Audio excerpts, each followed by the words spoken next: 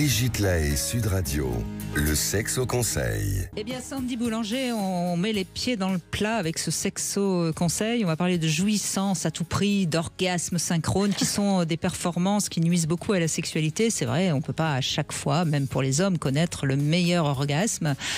En revanche, ce qui est important, c'est qu'à chaque rapport sexuel, il faut quand même que ce soit agréable et que tant qu'à faire, ce soit un partage harmonieux entre les deux. Sinon, c'est pas la peine. Et c'est important de le comprendre, ça, parce que sinon, trop de sexe tue l'amour. Alors, c'est marrant parce que j'ai dans ce sexo conseil un conseil qui va plaire à Justine.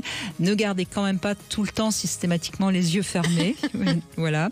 Quand on se regarde, ça permet plus de conscience dans cet échange amoureux et ça donne donc de l'intensité. Et puis, je rappelle à l'homme que parfois fixer un point fixe, justement, c'est une technique efficace pour résoudre certains problèmes d'éjaculation trop rapide. Mais c'est important aussi de savoir de temps en temps fermer les yeux pour revenir à des sensations plus fortes qui sont des sensations donc dans le corps, comme on le dit depuis le début de l'émission.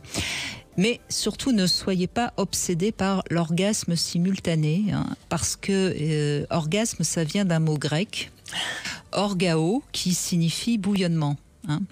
Et l'orgasme, en fait, c'est le point culminant de la jouissance. C'est une sorte de sommet d'aboutissement.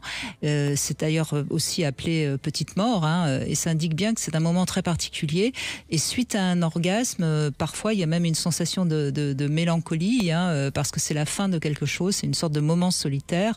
C'est pour ça que l'orgasme, c'est une sorte de réflexe. Encore une fois, c'est pas très drôle de penser que l'orgasme est un réflexe, mais sur le plan anatomique, c'est quand même ça.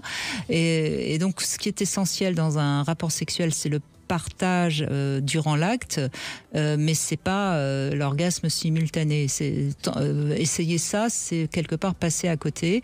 Voilà, donc l'essentiel, c'est que chacun trouve son plaisir à un moment ou à un autre. Si la jouissance est là, tant mieux. Si l'orgasme est là, tant mieux. Mais cherchez d'abord l'échange, le plaisir ensemble. Ça devient en fait une lutte de pouvoir, cet orgasme simultané. Déjà, en fait, ça veut dire aussi comme ça, chacun a eu son compte, hop, merci bien, bonne nuit.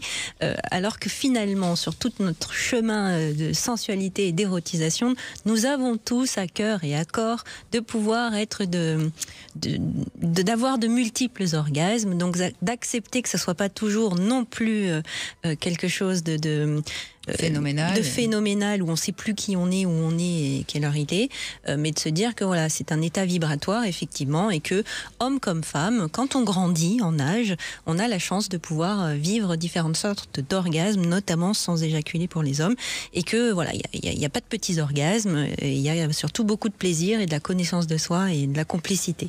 Voilà, et c'est comme les repas, parfois on fait un mauvais repas, c'est pas grave, on va quand même continuer à manger le lendemain, donc faites pareil avec la sexualité.